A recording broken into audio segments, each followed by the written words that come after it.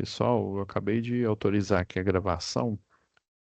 Deixa eu compartilhar nossa tela aqui. Então, pessoal, eu já fiz o planejamento da próxima UC, né, que é a instalação de instrumentos de medição e controle, tá? Hoje nós vamos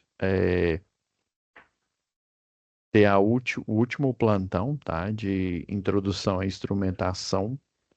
Nas aulas anteriores, nós focamos aí na teoria, né, mostrando os instrumentos, mostrando os padrões.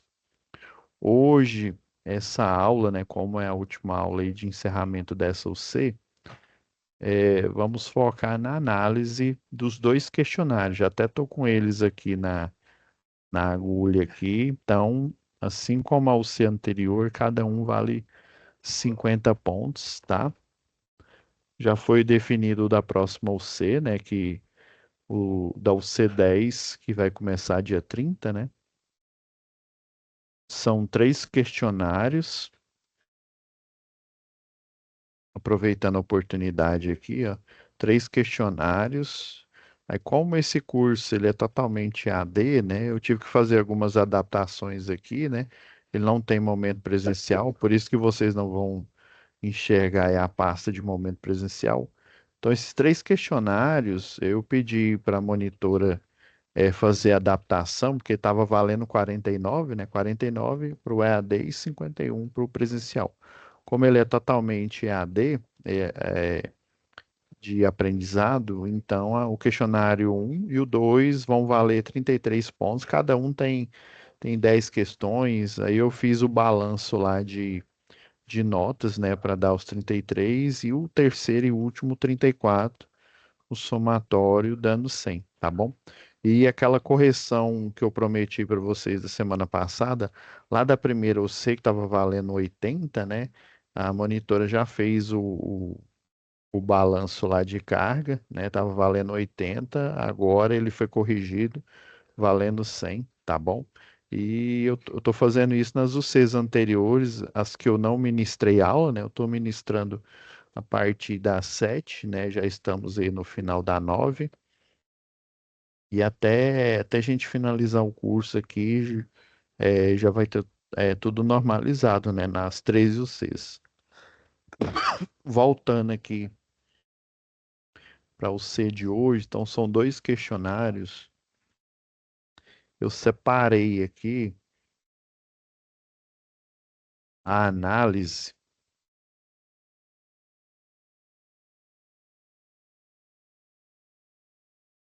Então, pessoal, é aquela mesma história aqui, ó. Eu até vi que já o pessoal já está fazendo, né? São 10 questões, tanto o questionário um como o 2, né?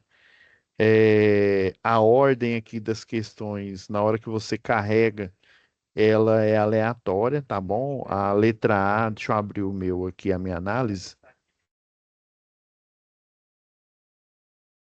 Por exemplo, aqui, ó,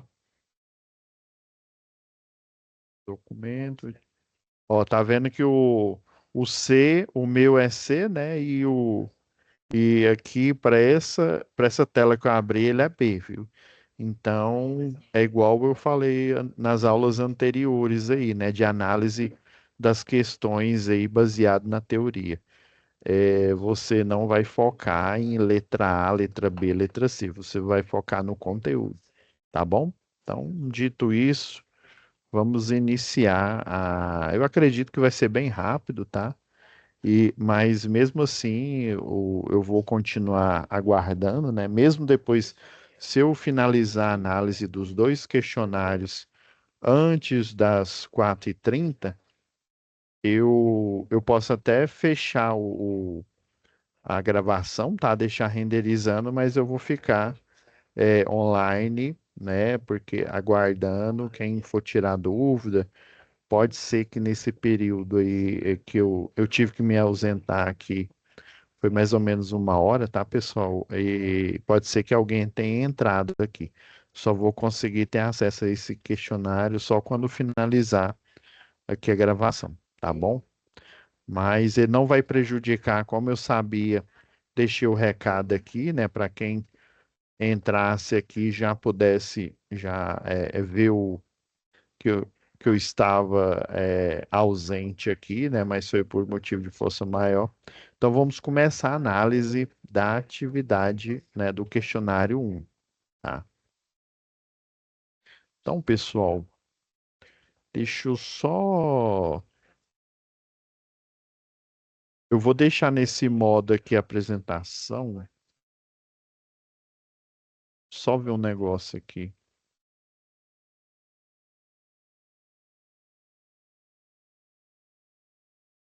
É,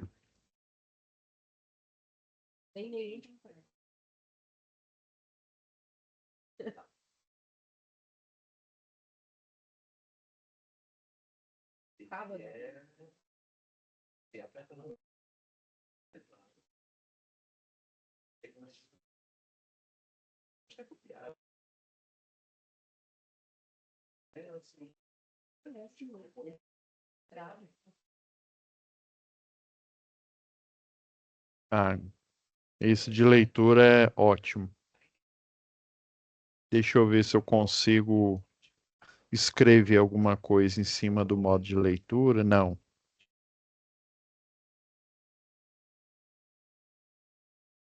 Ah, encontrei aqui.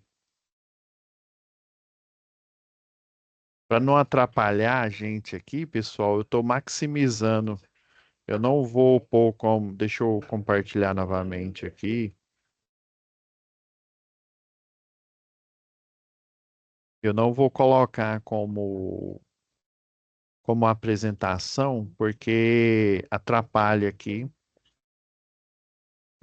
Na hora da gente escrever, né? Na hora da gente mostrar aqui o conteúdo, tá bom? Então vamos para a primeira questão, né? O que que é uma OS? O que que é uma ordem de serviço? Então, vamos analisando item por item aqui, ó, por exemplo, o A, né? Tá falando que é um documento feito pelo fabricante. Fabricante de quê, né? Do equipamento de instrumentação ou do equipamento normal aí, né? Uma máquina elétrica em modo motor ou em modo gerador, tá? Mas só que a ordem de serviço ela não é feita por isso. Eu até coloquei aqui na tela aqui, né? Isso aqui é um exemplo de uma OS. Deixa eu dar um zoom aqui, ó. Esse é o exemplo de uma OS, tá vendo? Essa daqui é da concessionária quando era Celg Distribuição, né? Atualmente a Celg só está com a geração de energia, né? Então, e essa OS aqui, ela tem integrada nela, além da ordem de serviço, né? Ela tem integrado um análise preliminar de risco, que mostra aqui, ó, aí, por exemplo, a equipe, né? Ou turma. Esse STC aqui é um veículo de serviços técnicos e comerciais, moto, ou então, sei lá, um caminhão. Desculpa, gente. Esse outros aqui é um caminhão de linha viva, né? Aqui, no caso, como é um regime de plantão, né? Pode ser o serviço pessoal urbano, né? Ou rural. Então, temos aqui o espaço aqui da solicitação de serviço, né? O SS. Esse acrônimo aqui, ó. Se você quiser ter uma ideia do acrônimo, tá aqui, ó. SS, solicitação de serviço, né? OS, que é uma ordem de serviço. Então, no mundo do trabalho aí, toda SS, primeiro você faz uma SS, uma solicitação de serviço, para depois essa solicitação de serviço, pode ser uma solicitação de serviço de manutenção, né, que é chamada de SSM, AOS, né, é uma ordem de serviço. Então você pede, você tem um pedido a se fazer, por exemplo, aqui, ó, tá vendo? POP, né? POP é o acrônimo para Procedimento Operacional Padrão, ou instrução técnica. Ah, eu vou fazer o POP, sei lá, 25. O que que é o POP 25? O POP 25, ele é a troca, por exemplo, de do elo fusível de uma chave fusível, tá? Então, descrição da atividade, que é justamente a descrição desse POP, quais os riscos envolvidos nessa tarefa, quais são os EPIs utilizados para essa determinada tarefa. Ok, outra coisa que você deve preencher na OS aqui, ó. Quais os equipamentos de sinalização são necessários, né? Necessita delimitar a área de trabalho? Geralmente, para eletricista de rede, sim. Necessita assegurar a distância de segurança, né? Essa distância de segurança aí, é, geralmente ela é pedida porque como você está fazendo um trabalho a céu aberto, ou seja, você está numa rede de distribuição de energia, você precisa fazer a sinalização, colocar o cone, né? Olha, todos os componentes estão física, mentalmente bem para o trabalho. Quando falo componente, são os trabalhadores aí, né? As pessoas que vão fazer a tarefa ali, né? Anotar os riscos que não se enquadram na descrição acima. Pode ser que tenha um risco novo aí, que ele não contempla a uma POP, né? Ele não esteja dentro do rol de uma POP. Então você vai escrever que risco está ocorrendo ali, ó. Todos entenderam o requisito.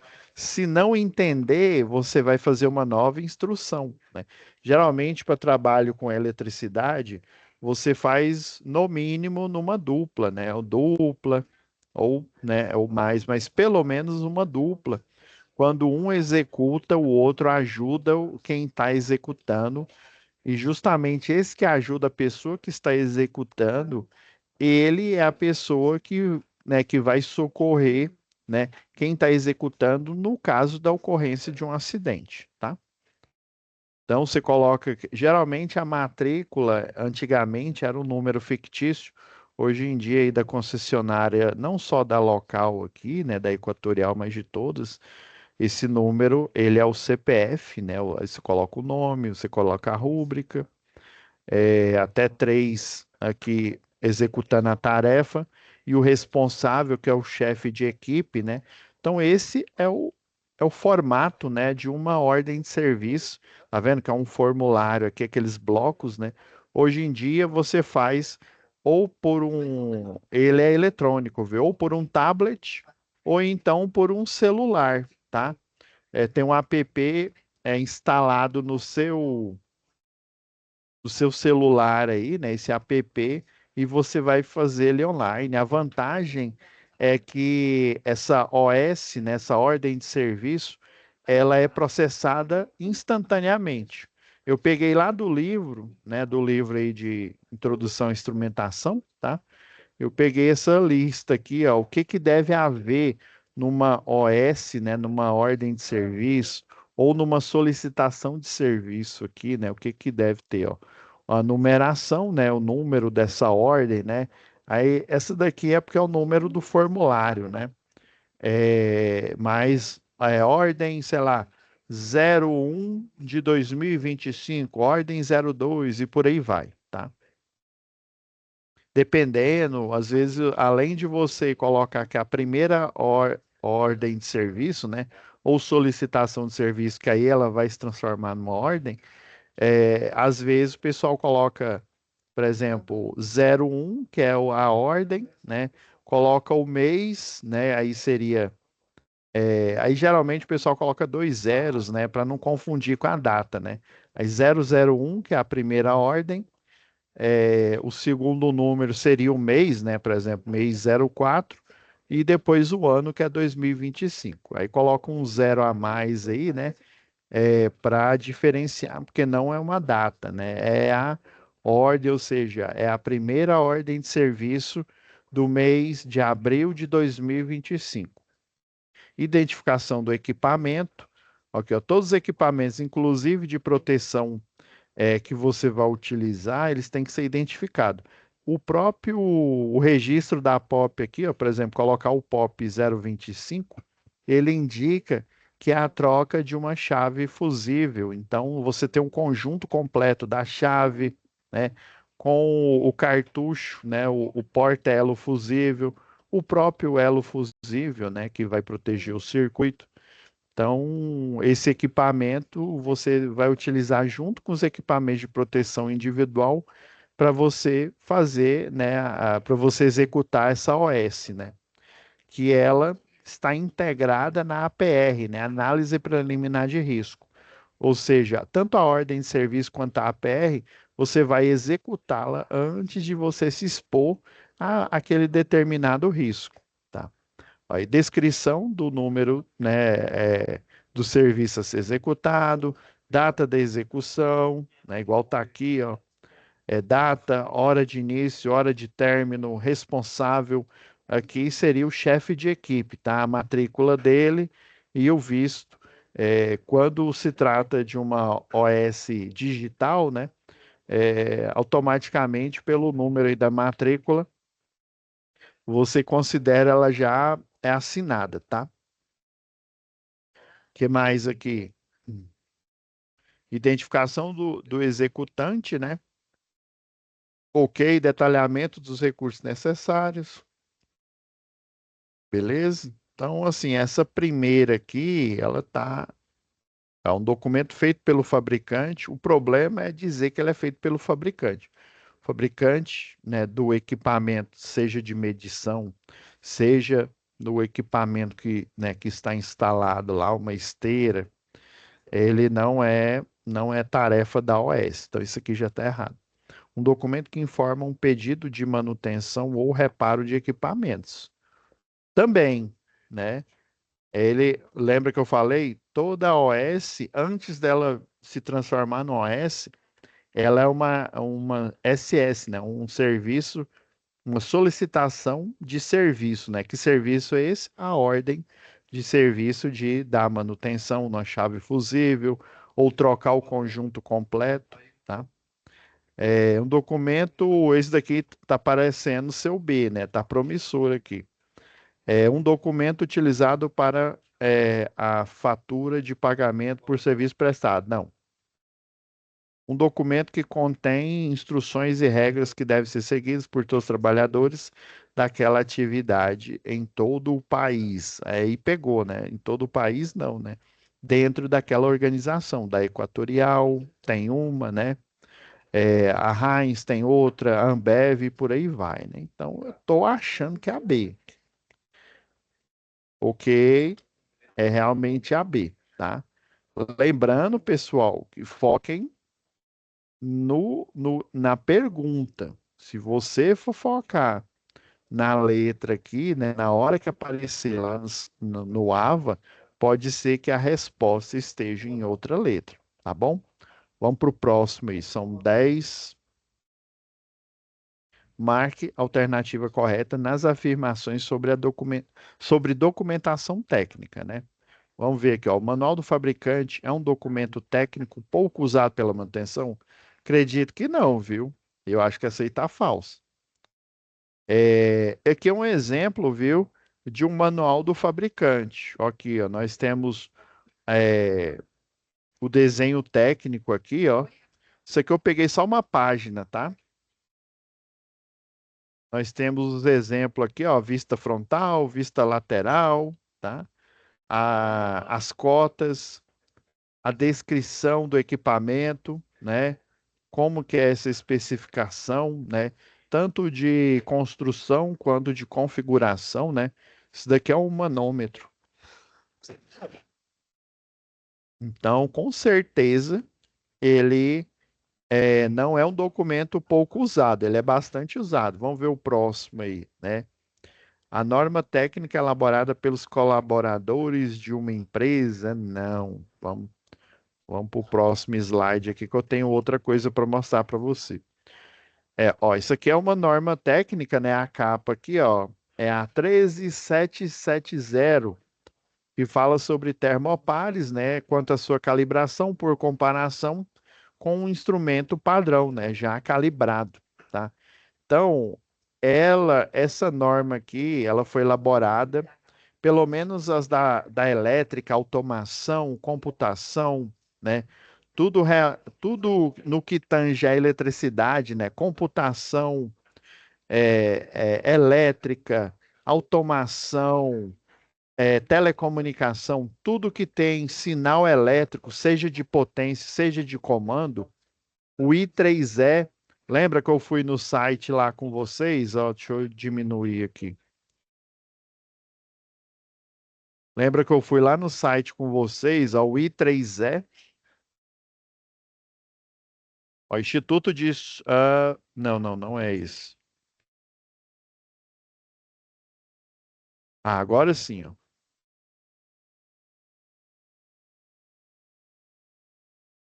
Então, ó, o I3E, lembra que eu falei que lá no início, o I3E, ele era um... Ele... Ele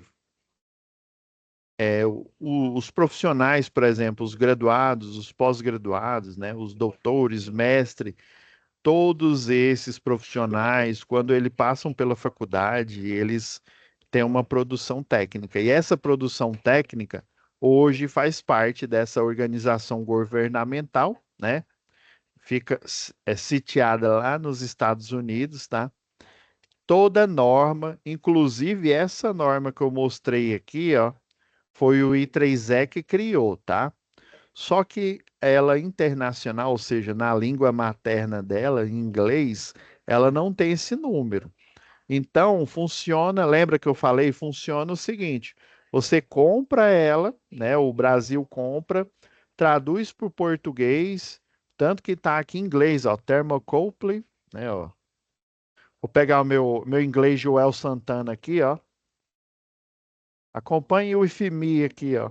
Thermocouple, ó, calibration by comparison with standard instrument. Meu Deus do céu, né? Tô precisando voltar a estudar lá com o Mário Vergara, né? Então, ó, a original, né? A original, né? Não é a japonesa, não. A original, ela foi feita pelo I3E, o Brasil comprou, traduziu para o português e, né, quem traduziu, quem que comprou, né, é a ABNT, Associação Brasileira de Normas Técnicas.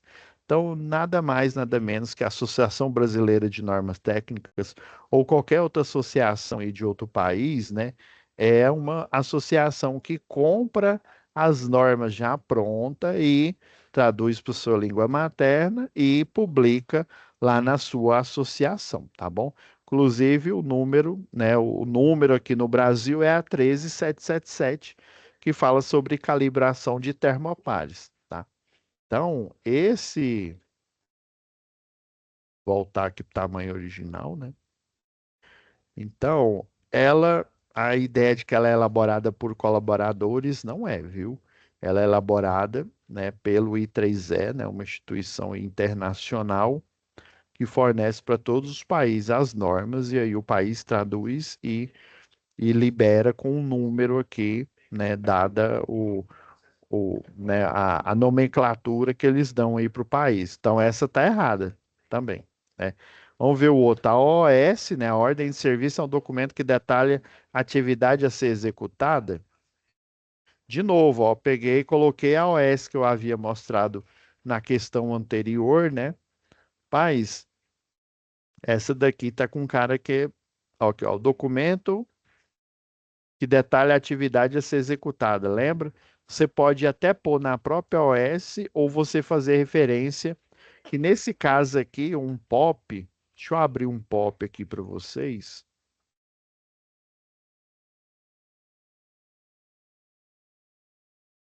POP, pessoal, deixa eu ver. Ó, peguei esse aqui da. Eu tô pegando esse desatualizado que eu não tenho ainda acesso aos da Equatorial aí, tá? Então, ó, esse daqui é o POP 55, né? Instalar chave fusível para classe 15 kV, ou seja, para rede 13.8, tá? O classe 36,2 kV é para a rede 34,5. Estão vendo aqui, ó, que só esse POP aqui, ó, tem, deixa eu contar aqui, ó, 25 passos, não, 26 passos e 5 páginas, tá? Então, às vezes, lá na OS, você detalhar todo o POP fica complicado. Então, você coloca o número POP 55 e coloca lá, que é a instalação de chave fusível para classe 15 kV, ou seja, a rede 13.8, tá?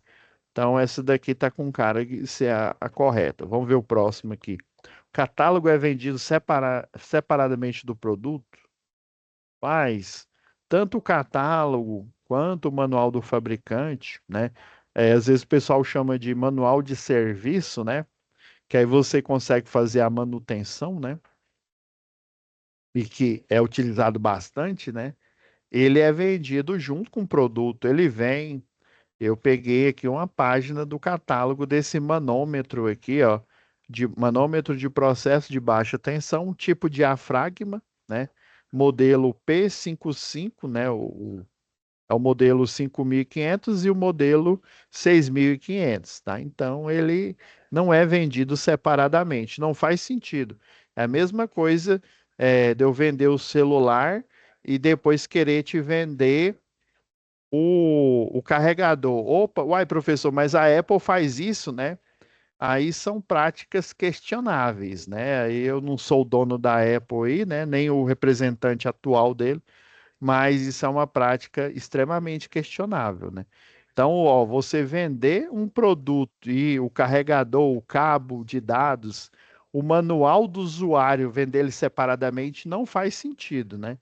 Então, foi a primeira vez que fizeram algo que não faz sentido, né? E o pessoal aí que gosta da Apple, né, resolveu aderir, né? Se fosse eu, na qualidade aí de usuário, eu não aceitaria, né? Era simples, pessoal, era só ninguém comprar o telefone na época, né, sem o carregador, que eles iriam voltar a fornecer, né? Então, a dica tá aqui, né? Você se faz de bobo se você quiser. Ah, mas quem que fica sem iPhone? Eu, por exemplo. O único iPhone que eu comprei foi para minha antiga esposa, né? Nunca tive, eu só comprei, né? Para os outros. Mas qualquer um celular aí normal aí que tem Android aí, ele é tão bom se você apenas manda mensagem pelo WhatsApp, olha e-mail, né? Você não faz alguma coisa, eu até acho que nem justifica. O pessoal diz, eu não sei, viu, porque eu nunca tive, né? Diz que Instagram, por exemplo, a foto sai perfeita, né? Ok, né? Mas se você vive de foto do Instagram, você ganha dinheiro com isso, parabéns para você, faz. Mas o manual tem que vir, assim como todo e qualquer equipamento extra, um cabo de extensor, tudo tem que vir, viu? Não acredite nessa lógica. Então, essa aqui tá errada. Eu acredito que a B aí é a que mais se adequa aí, né? Que é elaborada. Não, a B não, né? A C, né? A ordem de serviço é o documento que detalha a atividade a ser executada. Correto, né? Inclusive, eu até coloquei aqui, né, a OS, né, e o POP relacionado a essa OS, que foi o que eu abri agora há pouco aqui, o POP 055, tá? Vamos para a próxima questão aí. Qual a importância de uma OS? Vocês estão vendo que estão batendo na tecla aqui, justamente para você entender, né? Registrar os serviços prestados, né, para fins contábeis, né? Não necessariamente, viu? Fins contábeis, não. Até coloquei aqui já de antemão, né, uma OS, né, essa OS que eu mostrei agora há pouco, e o seu procedimento ou instrução técnica relacionada. Outra, garantir a segurança do cliente durante o serviço. Não necessariamente, viu? A OS, ela é um documento, né, que ele garante que você está fazendo um trabalho seguro. Ainda mais se essa OS ela está integrada a uma APR, né? Uma análise preliminar de risco. Tem outros nomes aí, né? Eles chamam de PET, permissão, acho que é permissão de trabalho também, né? Tem um outro nome, né? A OS, mas necessariamente não, viu? Por exemplo, aqui o procedimento operacional ou instrução técnica, ele garante a execução de um procedimento seguro. Tem os pilares aqui, o desenvolvimento que você vai fazer em cada passo, a competência, ou seja, de quem é a competência de fazer o procedimento global, que é instalar a chave fusível, e cada passo, né, cada um dos 26 passos aqui desse procedimento, o risco relacionado não só à tarefa global, mas o passo que você está fazendo, ó. Inspeção, que é inspeção visual, né, e análise das condições de ambiente para a realização da tarefa, né? Então, quem tem a competência aqui no caso é o eletricista e o encarregado. Quais os riscos, né? Ataque de insetos e animais, já que é um circuito, né? É um trabalho aí a céu aberto, né? Quedas, já que é trabalho em altura, né? Para esse passo aqui, viu? Né? Quando da instalação da escada, né? E como que você controla, né? No sentido de anular ou de diminuir, né? Dirimir ao máximo esse risco, né? Certificar a inexistência de insetos e animais, né? Caso existam, providenciar a remoção, né? Verificar a existência de depressão no solo, ou seja, se o solo está irregular, né? Eu vou colocar essa escada, né? Eu vou acomodar ela em um local para ela ficar instável, né? E não ficar ali balançando, mesmo porque além de você colocar ali no local estável, né? Você faz a amarração. Você amarra a escada ao poste, você coloca uma linha de vida na escada e uma linha de vida no poste também, para no caso do resgate aéreo aí. Então, assim, o POP ou instrução técnica por si só, ele já garante a segurança do trabalhador e, consequentemente, a segurança do, né, do BA1, né, a pessoa inadvertida, né? Fornecer um histórico de manutenção do equipamento, olha, não necessariamente, viu? Dependendo do tipo de equipamento, nós temos caldeiras aí, por exemplo, né? Geralmente com a caldeira vem um livro em que você registra todo e qualquer tipo de manutenção, registra quando que ela foi startada, né? A data, né? O horário que ela foi startada inicialmente, se essa caldeira é nova, se essa caldeira é usada, né? Inclusive você pega as informações anteriores, né? Não necessariamente. Vamos ver a letra D aqui. Apresentar ao técnico responsável várias opções de como realizar a atividade. Essa a letra D tá, vamos dizer assim, tá a mais correta delas aqui, né? Histórico de manutenção, pessoal. Eu discordo. Estão vendo? Até eu posso aqui errar. Isso aqui é o documento padrão, tá, pessoal? Deixa eu corrigir aqui, ó, tá várias, né? Várias opções de como realizar uma atividade. Ah, é verdade, ó, aqui, ó, não é várias opções, é a opção correta. O documento que está atrelado é o POP ou instrução técnica, tá? Então não são várias opções, é a opção correta. É. Então, e de alguma forma, indiretamente, ele garante, né, a segurança. Fins contábeis, definitivamente não, né? Então, realmente aqui me pegou nessa aí, ó, fornecer um histórico de manutenção de equipamentos. Já errei uma aqui. Vamos para o próximo. São variáveis comuns que devem ser monitoradas e analisadas em processos industriais, né? Para a gente analisar, tá, pessoal? Para não ficar aquele negócio de, ó, o professor, né, tirou do nada do vazio, né? Eu peguei lá do capítulo 3, ó, página 27 e 29 do arquivo, né? Que são 130 páginas, né? Lá fala que na instrumentação, lá no início mesmo, lá do capítulo 3, ó, na instrumentação você conhecerá os termos técnicos mais usados para a comunicação efetiva entre o instrumentista, né, você, e demais profissionais, né, o engenheiro de automação, por exemplo, né, que é o que vai aparecer ali, né, engenheiro é mecânico, mecatrônico também, dependendo aí.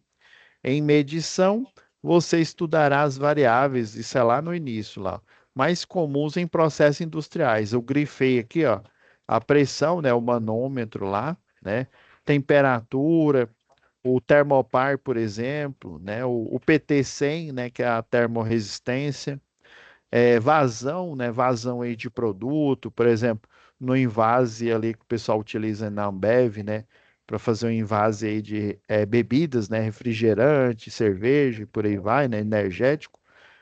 O nível, né, o nível, ou seja, o aquele, por exemplo, lá na Ambev tem um procedimento que é chamado de SIP, né? Depois que você faz o invase de um produto, por exemplo, uma Pepsi, né? A Pepsi, você precisa, por exemplo, invasar uma cerveja, né? Uma cerveja lá, com lúpulo de arroz, né? Tem as com lúpulo de arroz, lúpulo de cevada, né? Então, você precisa o quê? Esse processo de lavagem, ele retira todo e qualquer resquício da bebida anterior, né? E faz a limpeza, né? E daí o mostrador ali de nível, ele vai mostrar quando daquele produto, até mesmo do produto de limpeza, né? Que ele, né, vai ser retirado ali, né? Do container para depois ser liberado para invasar com a nova bebida aí, né? Para produção. E também aqui, ó, pH, né, que é o nível de acidez, ou nível, né, por exemplo, vamos supor que a bebida tem que ser ácida, né? Geralmente refrigerante tem um ácido carbônico aí, né? Que estão água tônica, água com gás, né? Eu acredito que a água com gás é o que tem menos um nível de acidez menor aí, né? O potencial de hidrogênio, né? O nível de acidez ou o potencial de hidroxila, né? O nível aí de basicidade aí do produto, né? Então, já de cara aqui, ó, a pressão é uma aqui que está falando, a temperatura, a vazão, o nível, a acidez, que é o pH, né? Nível básico é o pOH. A outra que é altura, comprimento, até que não, viu? Aqui é na indústria mesmo. Existem outros processos que você tem que fazer essa verificação? Sim, né? A quantidade de calor, não, geralmente a temperatura mesmo, né? Porque quantidade de calor, pessoal, é uma energia em trânsito, ou seja, essa energia em trânsito, ela vai do local que está mais quente para o mais frio, né? Ou às vezes em vez da entalpia, né, você prefere fazer o cálculo da entropia. Aí já seria aí no universo aí da refrigeração, né, ou seja, o processo reverso do fluxo de calor. Mas nesse caso, o calor é uma variável e pouca medida aí, né, na verdade é a temperatura. Mesmo porque a fórmula lá de verificar a quantidade de calor, né, a calorimetria, ela envolve também a temperatura, envolve o coeficiente, né, de dilatação, envolve, né, o volumétrico no caso, né, envolve a massa do produto, né, então calor não. Aí já no caso o calor é processo em laboratório, né, que você vai utilizar para fazer um ensaio aí, não da indústria mesmo de produção. Quantidade, né, contagem até que não, viu? Contagem, a gente utiliza um laser lá, né, dependendo né, da quantidade de garrafas que forem vazadas, o pessoal já faz. Mas assim, o básico mesmo é pressão, temperatura, vazão, nível e acidez. Vamos ver o próximo. Quantidade, altura. É a letra A mesmo. Beleza? Lembrando, pressão, temperatura, vazão, nível e acidez, viu? Foque na resposta, foque na pergunta e na resposta, não na letra aqui, que pode ser que para você vai aparecer aleatório. Vamos para o próximo aqui, ó. Eu tenho aqui um equipamento, aqui a foto de um equipamento, e tem aqui tá perguntando se é uma válvula de controle, se é um transmissor de vazão. Realmente o transmissor ele tem um visor, né? Então não tá com a cara dele. Visor de nível também não, transmissor de pressão.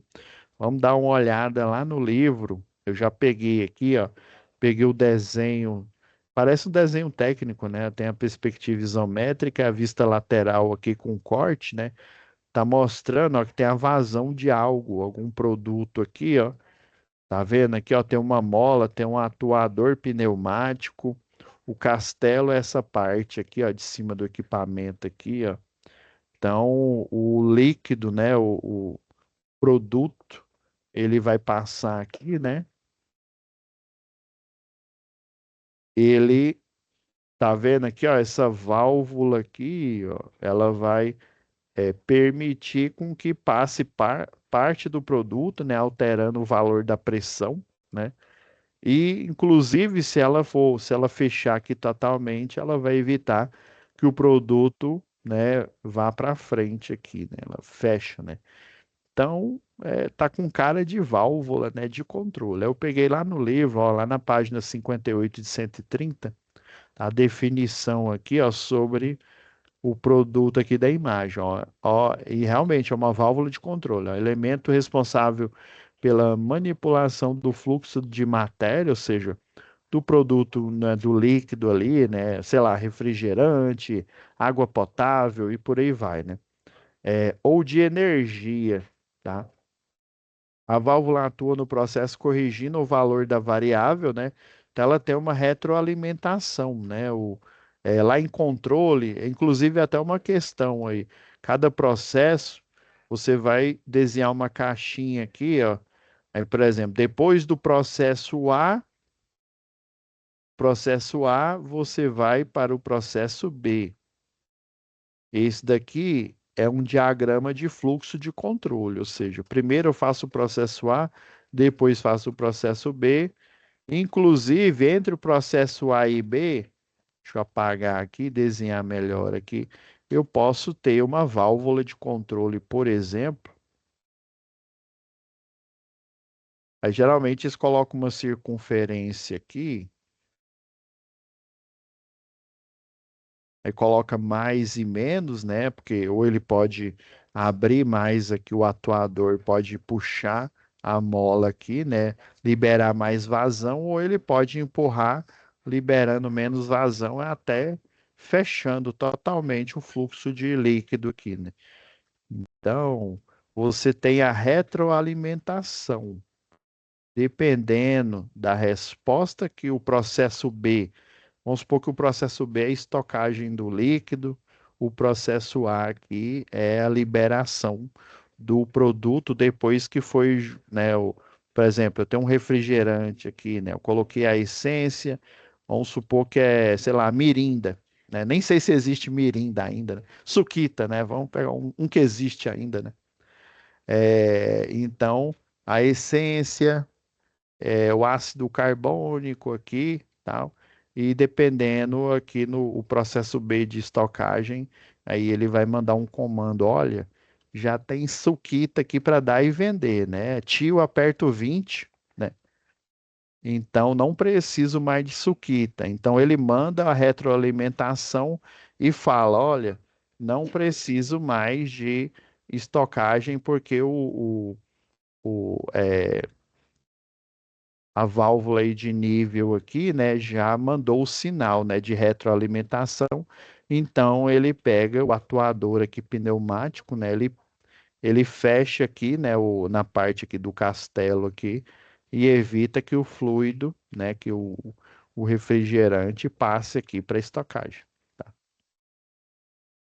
Então é uma, né, realmente é uma válvula de controle. Vamos para o próximo aqui, ó. Número, ó, aqui, ó, acabei de citar aqui os elementos aqui, né, ó, em relação às figuras A e B, é correto afirmar. Estão vendo, ó, que tem um sinal de entrada, tem o processos, ó, o controlador, o atuador, né, controlador que ele verifica o sinal, né, os sinais aí de entrada, de saída, o atuador, depois que o controlador ele toma a decisão, né, de, sei lá, abrir sei lá, aliviar uma válvula de compressão ali, por exemplo, o atuador que vai fazer esse papel aí, né? O processo em si é o processo, por exemplo, de invase, né? Depois que você fez o armazenamento, agora você vai fazer o invase aí nos invólucros, né, do refrigerante aí, por exemplo, né? E tem um sinal de saída, né? Então ele vai mostrando aqui, né? A garrafa vai passando, vai descendo aqui para fazer o invase. Aí na hora que acaba a quantidade aí né, de produtos aqui, ele pega e manda um sinal aqui falando, olha, não precisa controlador mais de mandar líquido porque acabou as garrafas. Aí o atuador, o controlador fala para o atuador para de atuar, né? E daí o processo de invase se dá por fim aqui, né? Então, esse é um tipo de malha aqui, né? Uma malha de controle, né? É uma malha, né? Que tem uma retroalimentação. E a segunda malha, ela não tem uma retroalimentação, né? Ela é, vamos dizer assim, ela é aberta. Ó, já tô dando spoiler aqui. Aí eu peguei aqui lá no livro, lá na página 39 de 130, né? A definição de malha de controle. Ó. Uma malha de controle pode ser definida como um conjunto de componentes que executam as funções básicas de controle, como medição, né, ela medir, comparar, né, comparar o nível, né, o nível ou então a quantidade de garrafas que está ali no processo, né, uma comparação.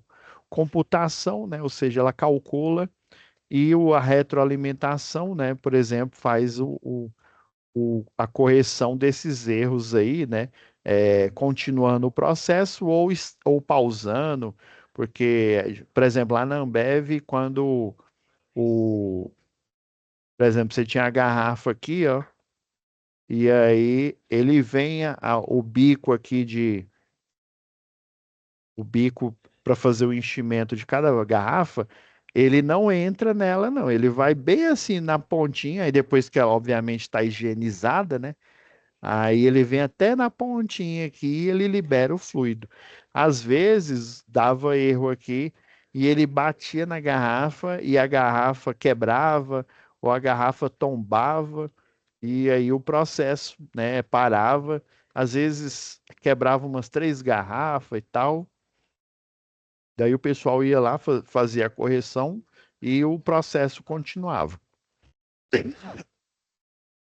Então, ó, aí, computação e correção. As malhas de controle são classificadas em dois tipos, que é o exemplo do A e do B, que ó, malha aberta é caracterizada pela não utilização do sinal do elemento de medição no controle de variável do processo. O controle é feito sem resposta do elemento de medição, tá? Da variável do processo. Então, ó, aqui, ó, esse o B é um exemplo de malha aberta aqui, tá? Eu não estou tendo. Aqui, ó, você tem um controle do processo, mas é no nível do controlador, né? Você não tem no nível lá da medição, que, por exemplo, está verificando as garrafas pararem aqui no bocal de enchimento, né? Então, ela é uma malha aberta, tá? Essa aqui é uma malha fechada, né? A aberta, eu não teria esse controle aqui, ó, no elemento lá de medição, tá? Do processo. Já a fechada é definida quando as ações de medição, comparação, computação e correção ocorrem continuamente, né? Envolvendo todos os elementos da malha em um circuito fechado até que a variável medida fique estabilizada no valor desejável aí, tá? Beleza? Então, olhando aqui, pessoal, ah, eu já fui para frente aqui, mas ok, né? Então, aqui, ó, ela representa, é igual eu falei, ó, é um ciclo, é uma malha fechada, ó, retroalimentação do sensor, tá? Toda malha fechada aqui você tem o essa real, essa retroalimentação, pessoal, é chamada de feedback, né? Lá na matéria que é ministrada tanto lá na engenharia elétrica quanto na engenharia de automação e controle, é chamada, né, de feedback. E o feedback, que é esse retorno aqui, ó, não é o, o, o controlador aqui, ó, a resposta aqui da computação que vai para o controlador, aumentando ou diminuindo, sei lá, a velocidade de uma esteira. Isso daqui, ó, poderia ser um exemplo de uma malha, de uma malha aberta aqui, ó. Esse é um exemplo de uma malha aberta, né?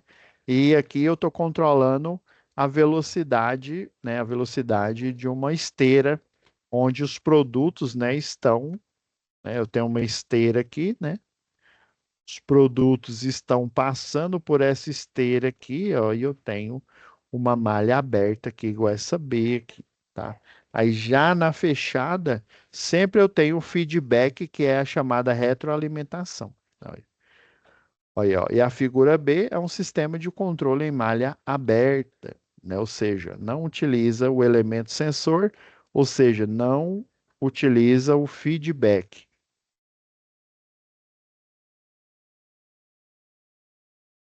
Nos livros aí, né? Tanto nos livros de controle, esse processo aqui, né, de looping, né?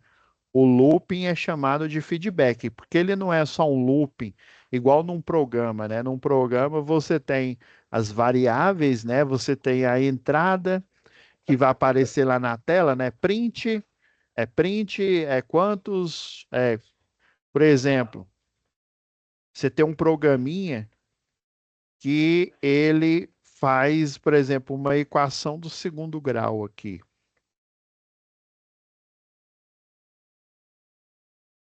Que faz a equação, né? Ele plota a equação do segundo grau. Então, o programinha, ele vai falar, ó, o, é, digite o valor da variável que acompanha o termo ao quadrado, que é o a. Digite o b, né? Que é o valor da variável que acompanha a elevada a 1, né? Linear. Digite o termo independente. Aí, se não tem, você coloca zero, né? Que dependendo aí, né? O delta ele vai sair diferente aí, né? Então, depois que as entradas, né, que aparece lá no monitor, você digita o valor, ela pega e calcula, né? Ela plota um gráfico, né? Aí, por exemplo, a gente fazia isso demais lá no MATLAB, né? O laboratório de matrizes. E daí ele, por exemplo, mostrava que por exemplo, se o A é positivo, né, a concavidade é para cima e a parábola ela tem esse desenho aqui, né? Aí mostra os pontos, inclusive aí você pode colocar lá no programa, ó, mostre o x do vértice, né? Ou o y, né? Ou o y do vértice. É um ponto interessante, né? E daí ele fala, a concavidade é para cima, você faz o programa, aí quando tudo que você digitou, que o programa pede, ele plotou o gráfico, ele finaliza, aí o programa ele faz um looping, né? Aí é diferente de feedback, né? Ele faz um looping para você executar o programa novamente, para você ter a plotagem de outra curva, né? Aí já no feedback, né, ele não é um looping propriamente dito. E para esse looping acontecer, eu tenho que ter um sinal aqui falando, por exemplo, ó, eu estou invasando aqui essa bebida, acabou as garrafas, então não tem mais o que eu invasar, né? Então ele pega e manda um sinal aqui, aí ele para com a malha aberta aqui, né? Com a evolução aqui da esteira aqui da malha aberta, porque ele teve um feedback ou uma retroalimentação motivada por um sensor. Já num programa de computador, não. Ele fica rodando em loop infinito. Enquanto você não digitar o termo que acompanha o x ao quadrado, o termo que acompanha o b, o termo independente, ele não vai desenhar, não vai plotar o gráfico e continuar no próximo looping, né, que é quando você chama o programa lá pelo prompt, né, pelo SSL, ou então lá pelo programa, o compilador, né? Então é diferente, viu? É diferente looping de feedback. Vamos para o próximo aqui. Em uma montagem mecânica, sob a utilização de uma arruela lisa, em conjunto com um parafuso e uma porca, ó, aqui, ó, ele colocou. Tem uma montagem, né? A arruela lisa em conjunto com um parafuso e uma porca, é correto afirmar, né? É, como você sabe que eu sou ótimo para desenho, né? Graças a Deus existe o AutoCAD, então eu tratei de ir lá no livro, né? E eu fui lá na página 77, lá no capítulo 5, ó, que fala sobre arruelas. Ó. Arruelas são elementos cilíndricos de espessura fina, com um furo no centro, pelo qual passa o corpo do parafuso. Beleza. Aí lembra que na aula passada nós falamos até dessa arruela especial aqui, né? Arruela de pressão, né? Quando você vai fazer a fixação, por exemplo, você aplica parafusos, né? E porcas, você tem uma vantagem para você fazer, por exemplo, a manutenção. Você precisa montar e desmontar. Aí já um equipamento que você não precisa fazer manutenção, fazer a desmontagem, né? Manutenção, mas a desmontagem não é necessária, porque já tem ali uma portinhola para você trocar uma placa ou até uma correia dentada, né? Aí, dependendo, na fixação, no fechamento dessa máquina, colocar um parafuso já não seria interessante, né? Se ele tiver uma vibração muito alta, aí nós utilizamos o rebite aí, né? Mas aqui no caso, ó, tem a função aqui, né? Ó, tem a função de distribuir os esforços no aperto, né? E é usada para fixar peças que não apresentam vibrações. Então, a arruela lisa um equipamento que é livre de vibrações. Já a arruela de pressão, igual falei na aula passada, ó, utilizada para evitar o afrouxamento de parafusos e porcas em equipamento sujeito a grandes esforços, vibrações, mas assim, não é uma vibração tipo um motor elétrico ali, não, viu? É uma vibração mais amena, tá? No processo, tem uma empresa aqui que ela fica ali entre Trindade, eu esqueci o nome da outra cidade, a Britago.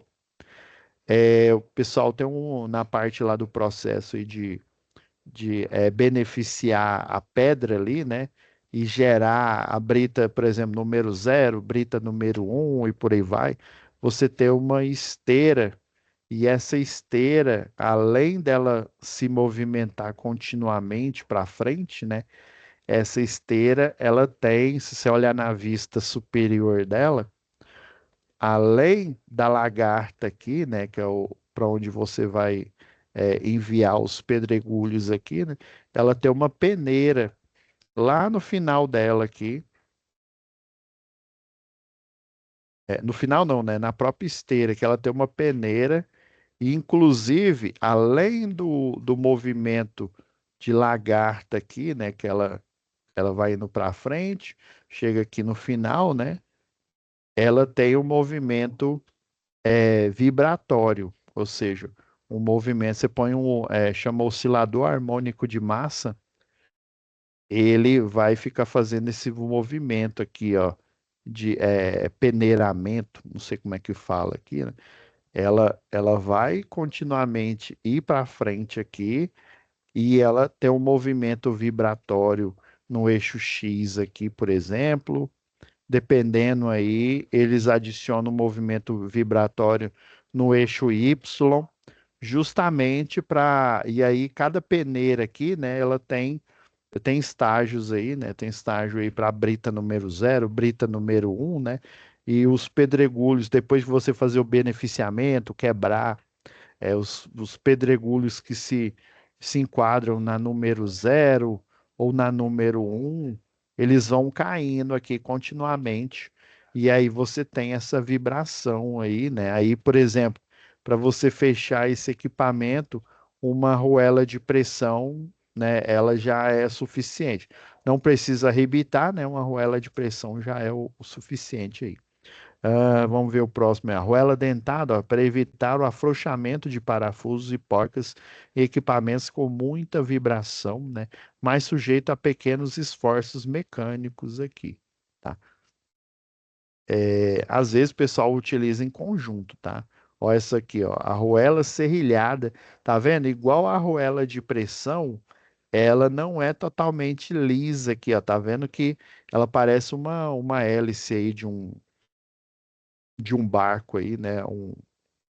O pessoal chama voadeira lá no norte, né?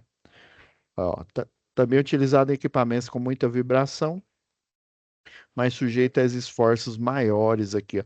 Muitas dessas arruelas aqui, ó, por exemplo, eu já vi em equipamentos, por exemplo, que é utilizado em relógio, né? Você utiliza uma mola ali, um pêndulo, né? Tem um pêndulo normal, tem um pêndulo fixo, que em vez de uma corda e uma massa, ele tem uma barra, né? Aí o pêndulo físico, ele faz essa vibração, essa oscilação, desculpa, né? Num período e numa frequência da barra, né? Ou ela no formato de pêndulo, né? No caso do pêndulo físico, ou ela no formato aqui de oscilação, por exemplo, para cima e para baixo, ou né, no eixo Y, né, ou no eixo X aqui. Ó, rela de travamento com orelha, utilizada para travar porcas e parafusos que não podem girar. Exemplo, componentes internos de motores e compressores, justamente para deixar ele estabilizado aqui, né? Então, ela é um ponto de estabilização, ela trava, né? As orelhas são dobradas depois do aperto do parafuso, sendo uma para cima e a outra para baixo, né? Então você trava uma para cima, trava outra para baixo aqui, né? E aí vai nela, vamos dizer assim, ela é autoatarrachante. Semelhante à porca que ela tem uma trava ali, uma borracha ali, né? Beleza. Então, ó, elemento utilizado para fixação entre objetos é duradoura e permanente. Não. Arruelas, né, independente de qualquer tipo, é para você pode durar se não tiver manutenção, né? Mas se você precisar fazer múltiplas desmontagens e montagens, né? Utilizando a arruela, dependendo aí do tipo aí, né? Lisa, ou de pressão, ou dentada, né? Então a letra A não é. O elemento é preferido em situações em que há necessidade de liberdade de movimento entre as peças unidas. Sim, é o elemento utilizado para impedir deslocamento axial em eixos e orifícios, né? Ó, tá vendo aqui, ó? São elementos cilíndricos de espessura fina, com furo no centro, pelo qual passa o corpo do parafuso. Elemento para impedir o deslocamento axial no eixo, né? Não necessariamente. É o elemento utilizado para aumentar a superfície de apoio, né? Entre, né, parafuso e porca, tá? Então, é, o que mais se adequa aqui é a letra D, né? É, geralmente ele não impede, viu, o deslocamento axial entre o eixo em que ele. Você não pode pensar na arruela sozinha, não, né? Vou pegar um parafuso tipo máquina, né? Que é um parafuso cabeça quadrada aqui, ó. Aí ele tem uma parte lisa, a outra parte é serrilhada, né? Que aí tem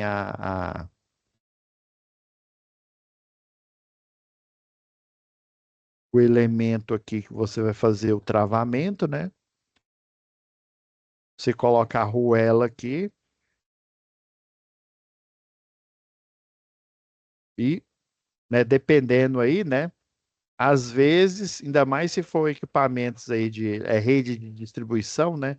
Geralmente você utiliza uma porca também quadrada, que chamam de porca tipo máquina. É a porca quadrada.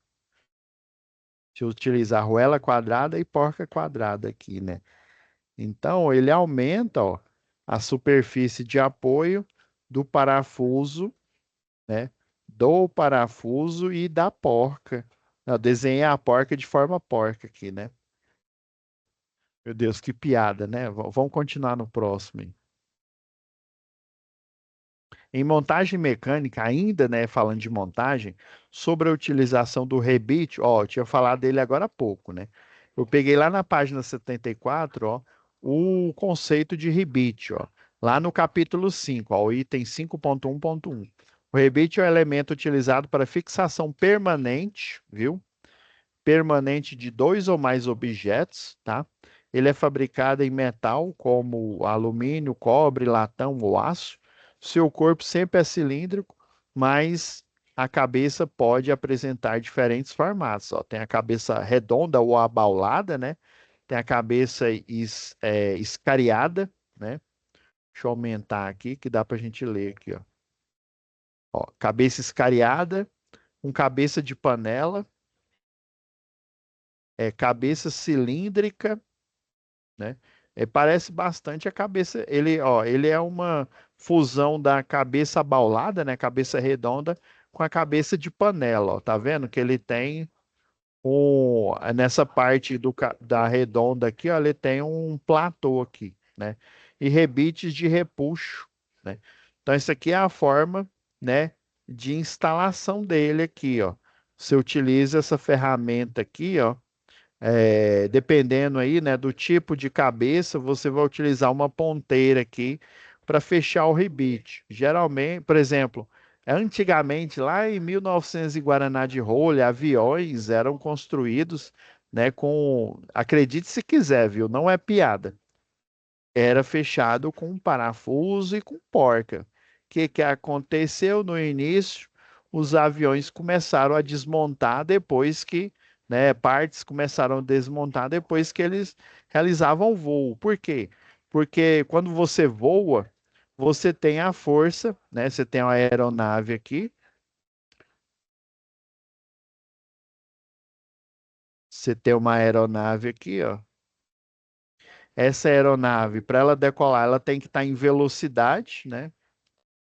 Depois que ela. E tem um design aqui, né? Se eu não me engano, o design aqui aqui, ó, da asa aqui, né? O corte transversal, ela tem esse design aqui, ó. Justamente, ó, o fluxo de ar aqui, ó, o elemento de ar aqui, eles. Esse daqui, ó, ele tem um caminho menor do que o caminho do ar que passa por aqui. Mas na hora que você está em alta velocidade aqui, ó, o elemento, eu falo elemento de ar, né? Ou geralmente é o oxigênio ou qualquer outro elemento que tiver aqui na atmosfera, né?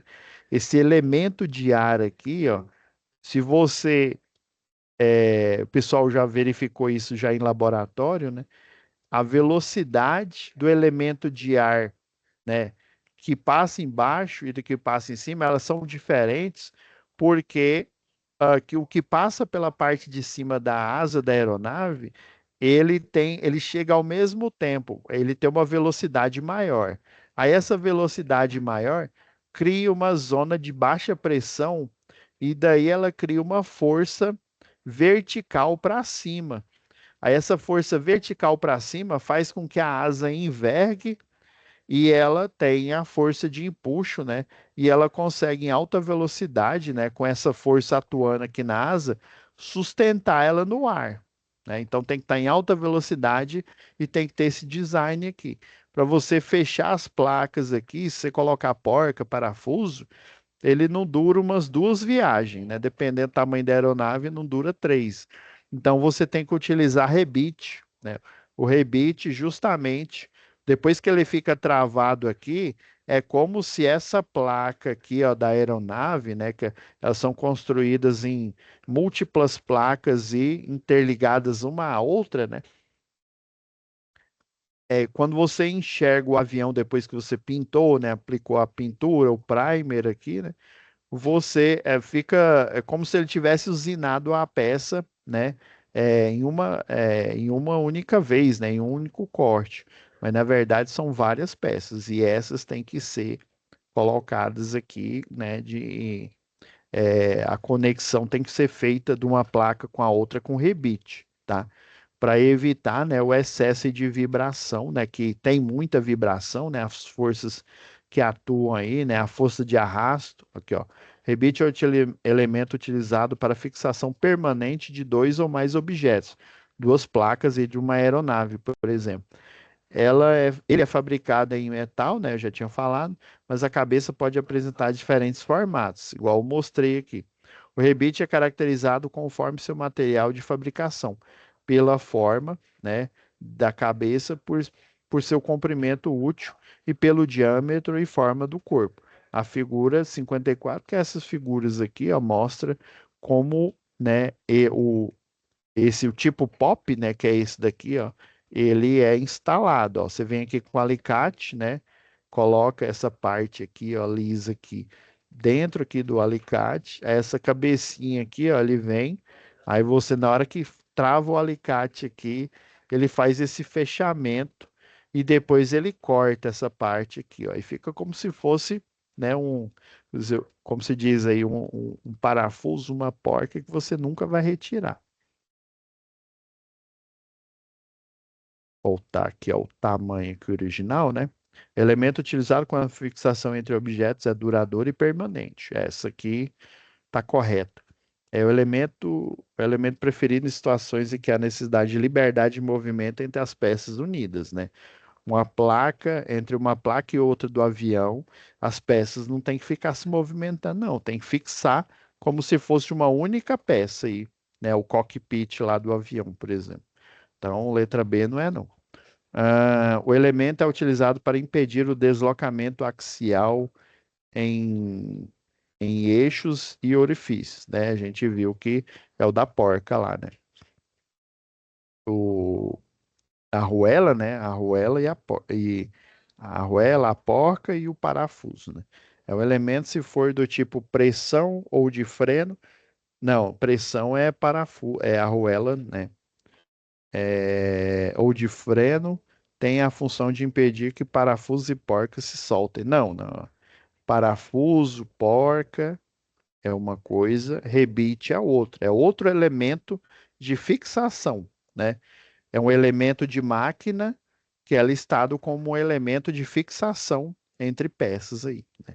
Então, pessoal, realmente, né, é a letra A aqui, né, é a fixação duradoura ou permanente, né? Que numa aeronave você não quer que ela se desmonte, né, uma placa libere da outra, né? Beleza, vamos para o próximo aqui. Já estamos terminando o questionário um. O 2 ele é mais rápido, tá? Em uma montagem mecânica, né, sobre a utilização do elemento de fixação tipo pino, né? É correto afirmar que eu fui lá no capítulo 5, ó, no item 5.1.6, né? Ó, o pino é o elemento que tem por finalidade fixar ou alinhar os componentes das máquinas, né? Em um pino, em algumas situações, o pino permite, por meio de articulação, né? Ou liberdade de movimento entre as peças unidas, né? Por exemplo, você tem aqui lá em eletricidade. Nós temos o chamado, ele é chamado de gancho olhal. Aí se você vê ele de lado aqui, assim, ó, ele é um gancho mesmo aqui, ó. E ele tem um olhal aqui. Aí se você for enxergar ele aqui de lado, ó, de lado, esse olhal, essa cavidade aqui, ó, ela tem duas partes aqui, ó. Aí aqui seria o pino aqui de frente, né? Pino não, o gancho, né? Aí no gancho olhal você coloca um pino aqui, ó.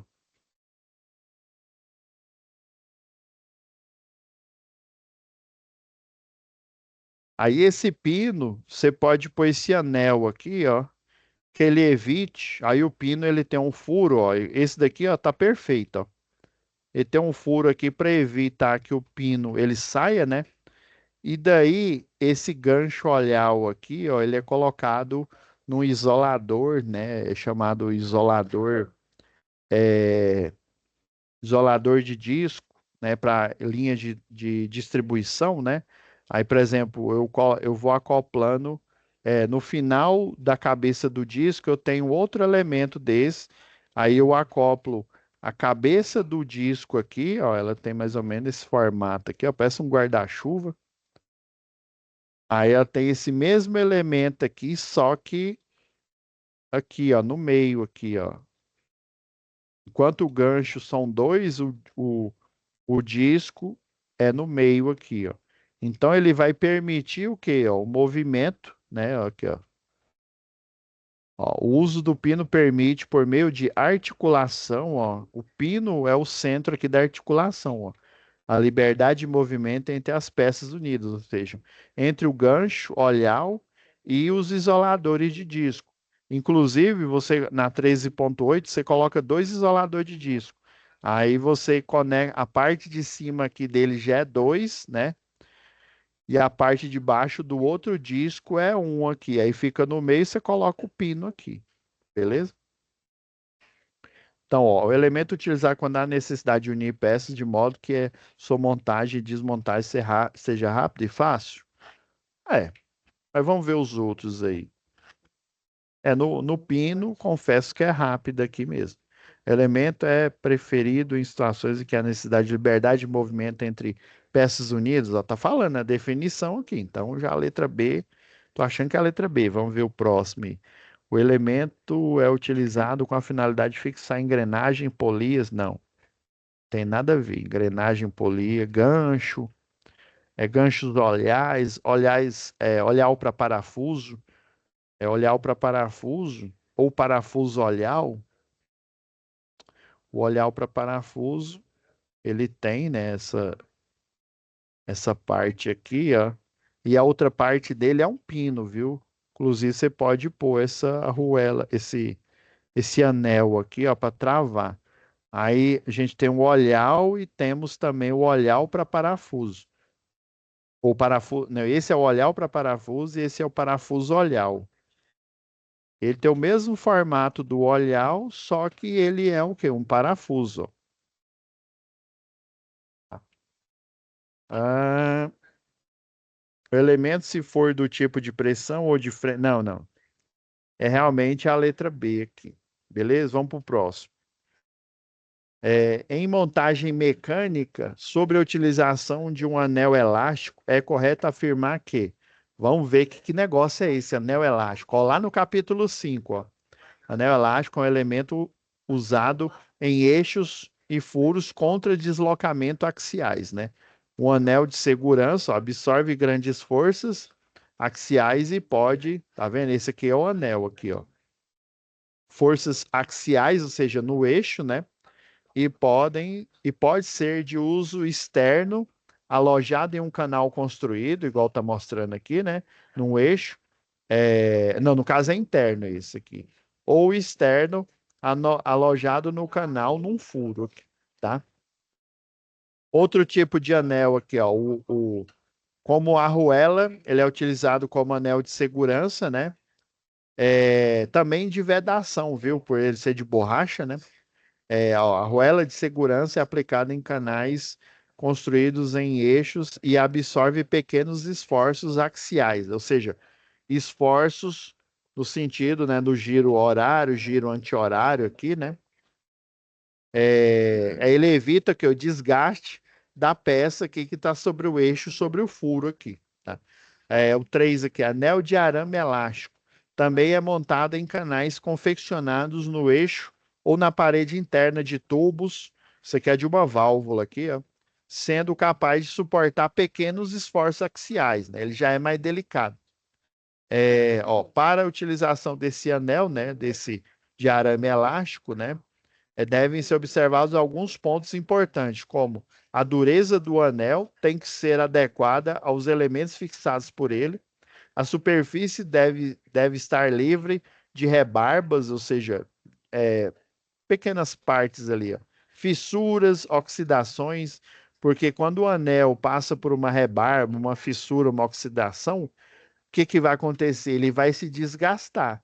Imagina se ele for um anel de segurança e também, além de segurança, é o elemento de vedação. né? Então ele vai deixar com que o fluido vaze, né? Se tiver uma fissura, se tiver uma rebarba, rebarba no caso é uma imperfeição, tá? E oxidação, né? Que é ferrugem.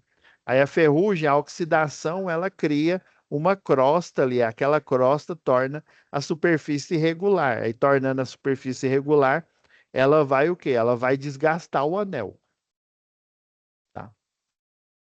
Lá ele, né? Fala sério, né? Fala, toda vez dá piada aqui, ó. Todo mundo tá rindo aqui, ó. Eu falando de anel, falando de. Tá todo mundo rindo aqui, ó. Não tem jeito, não, viu? Eu não queria dar aula para mecânica, né? Mas enfim, estou aqui, né? Falando de anel para vocês. Então vamos lá. Então, ó, elemento utilizado para impedir o deslocamento axial em eixos e orifícios lá das peças. Beleza? Então, no meu caso, que é a letra D, né? Tranquilo? Vamos respirar aqui e vamos para o próximo. Ainda tem mais 10 questões aqui, só que essas são mais fáceis, tá? Deixa eu vou fechar aqui. Fala sério, hein? Ô, louco, bicho.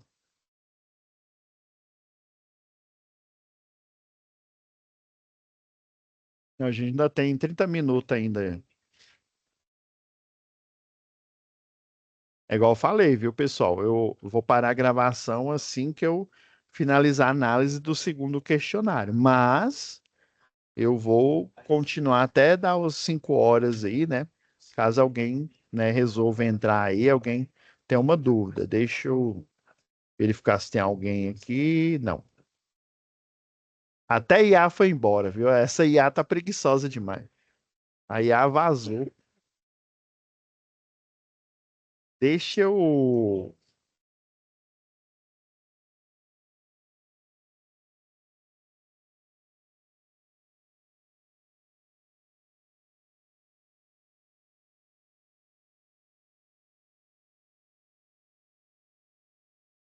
Assim, ó. Aí fica melhor. Se eu colocar em modo apresentação, tudo que eu escrever, que eu desenhar, ao vivo ele aparece, mas na gravação ele não aparece, não. Vamos ver, ó, os componentes de um sistema pneumático, de forma geral, podem ser divididos em 4 grupos, né? Assim como um sistema elétrico, né? Eu peguei até a definição lá do livro, ó, lá no capítulo 4. Sistemas pneumáticos utilizam ar comprimido com- como fonte de energia. Então, ó, um grupo de geração o quê? Geração de energia. No caso, a gente utiliza um compressor aqui, ó. Um compressor que ele vai gerar a fonte de energia, que é o ar pressurizado, né, para os seus acionamentos. O ar é captado pelo próprio, é captado do próprio ambiente, né, do ar atmosférico, passa por uma unidade de compressão, que é o compressor, né, e tratamento, né, o filtro lá, porque toda máquina, né, embora seja uma pneumática aqui, pessoal, ela tem lubrificação, e lubrificação exige o quê? Um elemento líquido oleoso aí, né? Então precisa de um filtro para fazer essa limpeza, principalmente se for uma indústria de alimentos aí que utiliza sistemas pneumáticos, né? Essa indústria, você não vai querer óleo de máquina, né? Óleo Singer, sei lá, ó, qualquer outro tipo de óleo, sei lá, na fabricação de uma comida pronta ali, né? De uma lasanha, você não vai querer, né? Um mini chicken com gosto de óleo de máquina, né? Então tem que fazer a filtragem e né, a limpeza aqui. É, é distribuído, e então é distribuído aos pontos de consumo por emprego de mangueiras, né? É igual o circuito elétrico. Você tem a fonte de geração, ó, aqui, ó. Grupo de geração tá aparecendo mais a letra A aqui, ó. Uma unidade que gera energia, ou seja, o compressor que vai gerar o ar comprimido, né? O grupo de controle são as válvulas, por exemplo, aí, né? As válvulas de controle, ou até mesmo é interligado com as válvulas de controle, né? A válvula solenoide, por exemplo, né? Com a programação do CLP, tá? Grupo de atuação são os atuadores. Aqui, por exemplo, eu tenho um pistão aqui, né? que ele está sendo controlado por uma válvula, né? Uma válvula com um botão aqui manual, né? E um retorno por mola. Ó, aqui, ó, eu dei esse exemplo desse exercício aqui, ó. Eu tenho a geração, eu tenho um grupo de controle aqui, né? As válvulas aqui, né? Eu tenho um grupo de atuação, né? Que são que é o atuador aqui, né? O cilindro e o grupo de ligação, que são o quê? Os circuitos, né? Tá vendo que esse azul escuro, lembra que eu falei que o azul escuro é o ar pressurizado indo aqui para o pistão, e o azul claro é que o sistema ele tá ligado, só que não tem ar pressurizado, né? Aqui eu apertei, por exemplo, na hora que eu tirei esse print aqui para mostrar para vocês, eu apertei uma das válvulas aqui e aí ele liberou o ar, né? Essa aqui é uma válvula de fluxo aqui, tá? Então você precisa criar energia, né, pneumática, controlar, né, atuar, né, os atuadores, né, por exemplo, eu tenho a energia aqui do meu corpo, né, que eu adquiri através da alimentação, né, eu tenho o grupo de controle, que é meu cérebro, né? Eu tenho um grupo de atuação, são meus atuadores, ó, meus braços aqui, né? Meus dedos aqui, né? Os vários tipos de atuadores, meus músculos, né? Atuando aqui em todo o conjunto mecânico aqui, né? E o grupo de ligação, né? Que são os nervos, os tendões aqui, né? Que leva o, con- que leva o sinal de controle do meu cérebro até os meus atuadores aqui, né? Das válvulas para atuar nos atuadores, que no caso aqui, minha mão, meus dedos aqui, meu braço. Vamos para o próximo aqui, ó. Em um sistema pneumático, a unidade de condicionamento de ar, também popularmente chamada de lubrifio, pode ser composta pelos seguintes componentes. Ó, eu peguei aqui, ó, um exemplo, ó, um conjunto completo aqui do lubrifio aqui, ó. Você tem um filtro de partículas e separador de condensados. Nós temos o manômetro aqui, regulador de pressão, né? Temos o lubrificador, que tem o elemento lubrificante aqui para ele, né, para ele passar pelas peças aqui, né? E o conjunto completo aqui, ó. Nós temos a imagem aqui, né, as imagens, né? E nós temos aqui também a simbologia conforme lá o software lá da Festo, tá? Então, o Lubrifil, né? Ele é, deixa eu ver, válvula reguladora de pressão, filtro, dreno, lubrificador e manômetro. Tá parecendo ser essa. Válvula reguladora de fluxo, válvula unidirecional. Deixa eu ver se. Não, não tem unidirecional. Mangueiras e conexões rápidas. Compressor, não, válvula direcional, válvula reguladora de fluxo e válvula unidirecional. Tá com cara de ser a letra C mesmo. Aqui, ó. Ela não tem a válvula unidirecional, pessoal. Ela tem esse desenho aqui, ó, mais ou menos aqui, ó. Aí tem uma esfera desenhada aqui, ó, e só um sentido. E nesse caso aqui não tem nenhuma delas aqui, ó. Tem válvula reguladora de pressão, né? Regulador de pressão, filtro com dreno, né? Lubrificador e tem o manômetro aqui para indicar a pressão. É isso mesmo. Vamos para o próximo aqui. Aqui, ó. Lembra que a gente, nas duas aulas, a gente bateu nessa tecla aqui, ó. Isso aqui é uma válvula, né? Essa válvula aqui, ó. Lembra se eu tenho uma seta, são o quê? Duas vias, né? Eu vou contando aqui, ó. Uma, duas. Eu já sei que aqui tem três vias, mas lembra que a nomenclatura, quando fala duas, três vias, na verdade, essa daqui teria duas vias e três posições, né? E no caso aqui ela tem duas posições, é a quantidade de retângulos, de quadrado aqui.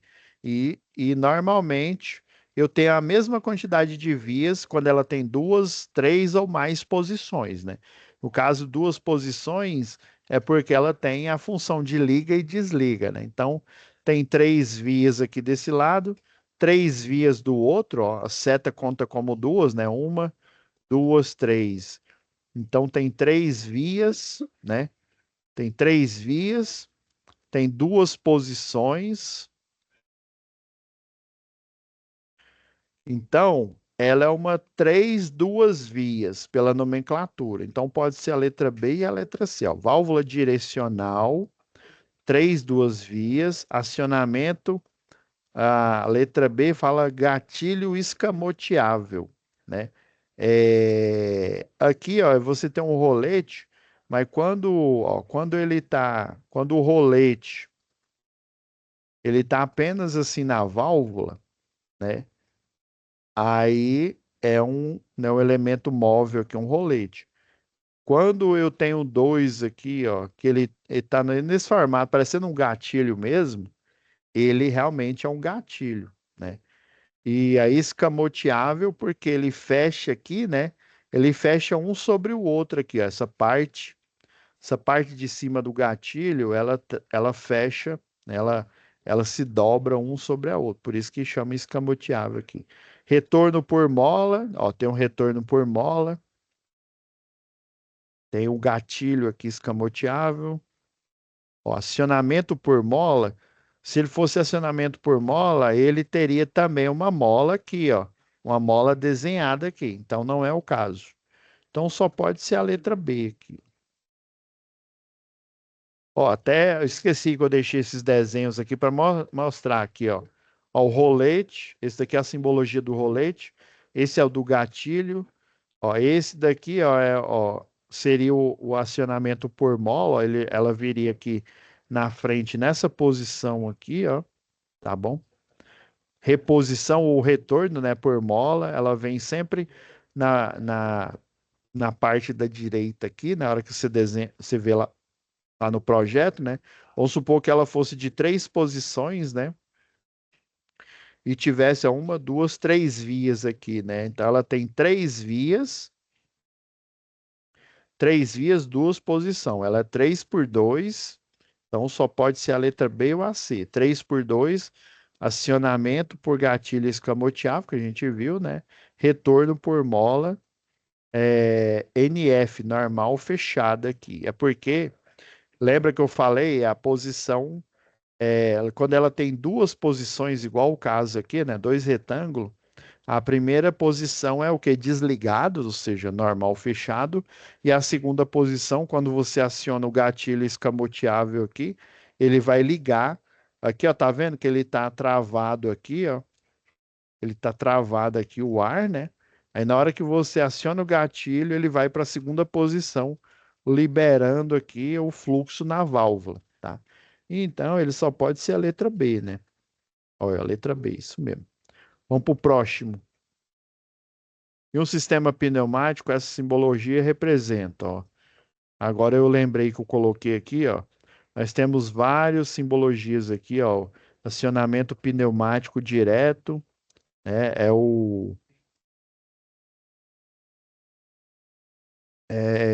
Aqui, lembrei aqui, ó. Ele é diferente do piloto. O piloto também é acionamento pneumático, que é esse símbolo aqui, ó. É setinha virada para a peça, né? E um quadrado. Aí, quando você tem a setinha, só que ela não está dentro do quadrado, ela está fora, é um acionamento pneumático, onde você pega uma mangueira ali e coloca, né, para atuar, né, na válvula para mover o atuador. Agora, quando é piloto, é porque você tem um controle desse, por exemplo, quando você coloca um acionamento pneumático direto, você coloca um tubo, né, com o ar fluindo ali. Se o compressor estiver ligado, ele vai estar fluindo, ele vai estar fluindo diretamente ali, né? A não ser que você desligue o compressor. Mas o piloto, você vai vir com, né, com a mangueira ali, só que ela tem uma válvula ali no piloto, então ela é como se fosse aquele bocal ali da mangueira, né?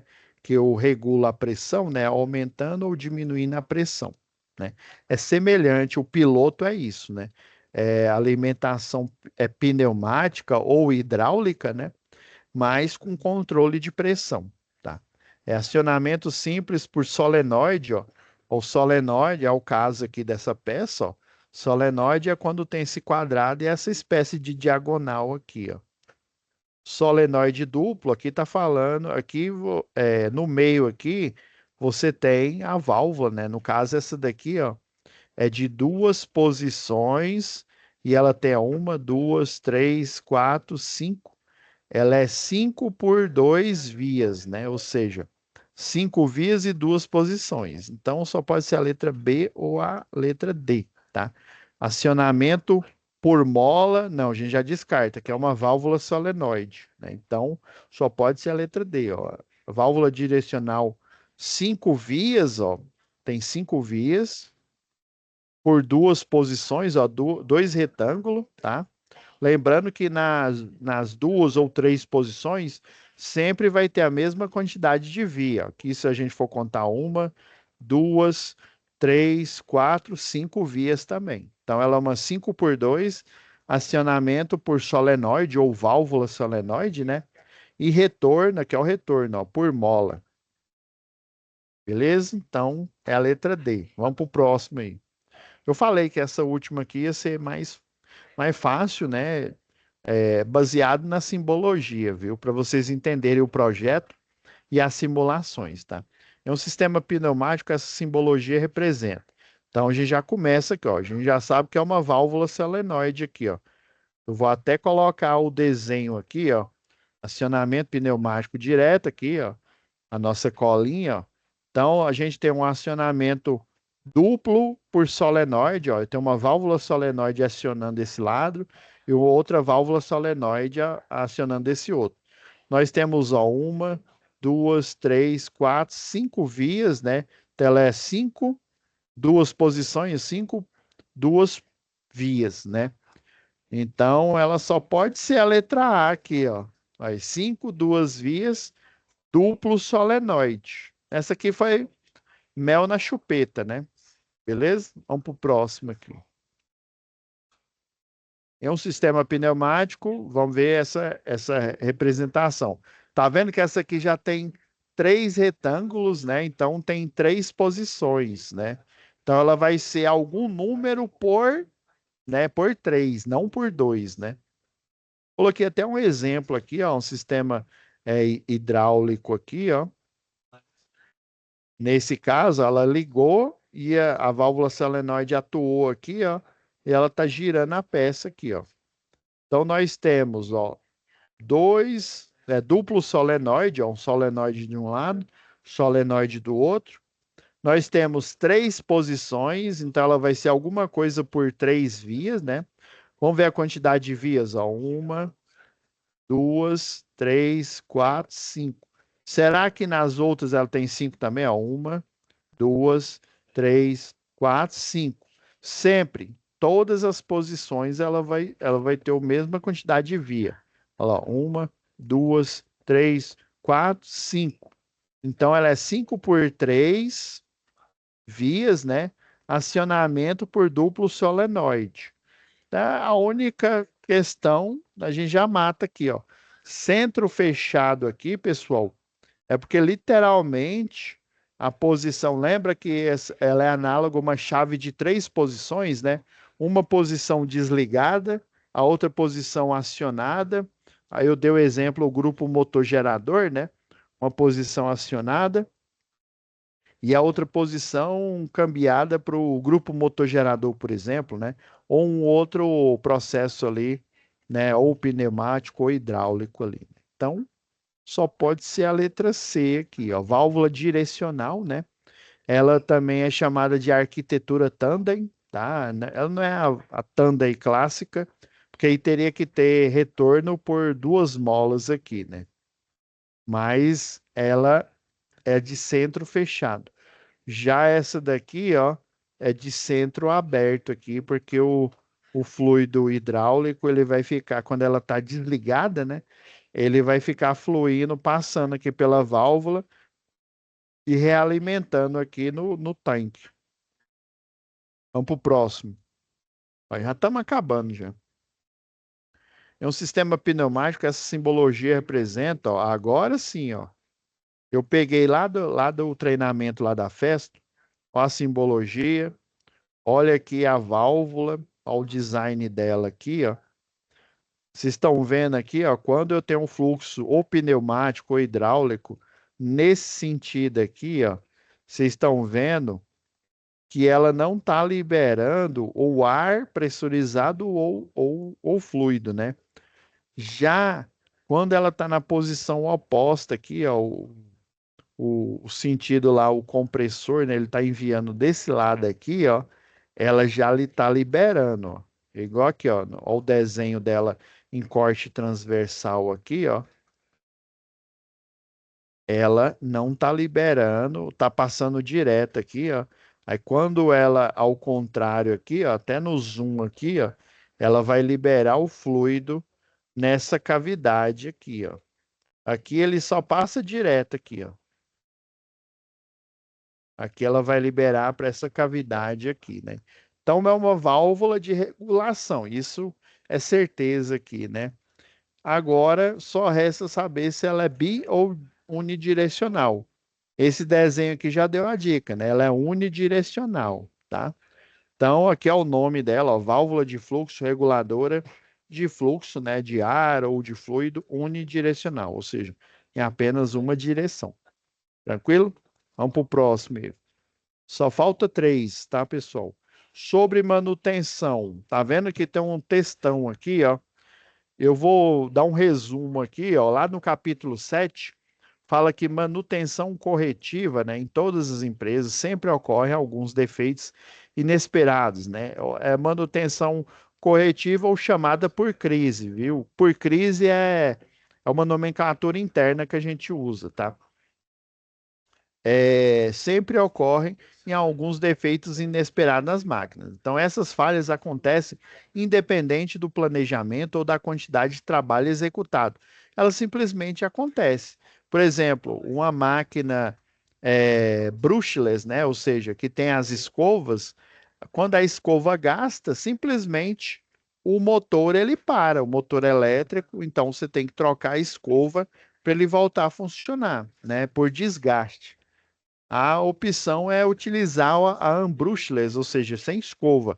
O problema é que a unbrushless é mais cara e dependendo do processo produtivo, dependendo, eu tenho que utilizar várias máquinas naquele processo, então não compensa, tá? Vamos para o próximo aqui. Então, ó, as intervenções que devem ser executadas quando os defeitos ocorrem são chamadas de manutenção corretiva. Ou seja, apareceu a crise, apareceu o defeito, você vai lá e corrige.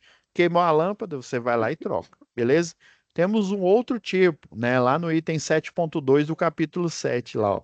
Quem compra um automóvel novo recebe orientações para retornar periodicamente, né, à concessionária para que seu carro seja revisado, né? Por exemplo, você repor, não necessariamente a concessionária, viu? Às vezes o próprio usuário pode fazer, mas tem manutenção que não tem como o usuário fazer, a não ser que ele seja, né, um mecânico ali, né, alguém especializado da área.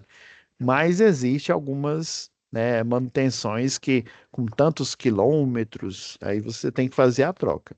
Aí já nós já entramos aí, né, no rol aí da manutenção preventiva. Então, você ter uma vida útil de cada peça do conjunto total ali do maquinário, né? E que essas peças ela tem um desgaste natural e esse desgaste natural às vezes ele é prematuro aí, né? Ele vem antes do que outras peças, né? E para você manter ela funcionando, manter ela sendo executada, né? Você tem que fazer essas manutenções, né? Aí geralmente o pessoal faz não uma parada programada, né? Mas sei lá, de tantos em tantos quilômetros você leva para fazer uma revisão, né? Para ver se a máquina está ok, né? Recentemente não, no ano passado, né? Mas terminei de pagar agora. Eu levei o carro lá para manutenção e aí o sistema de arrefecimento, né? De refrigeração por fluido, ele estava já, as mangueiras, né? Já estavam ressecadas e aí precisou trocar. Também a mangueira lá do tanque de partida também, né? Estava ressecada aí, teve que trocar.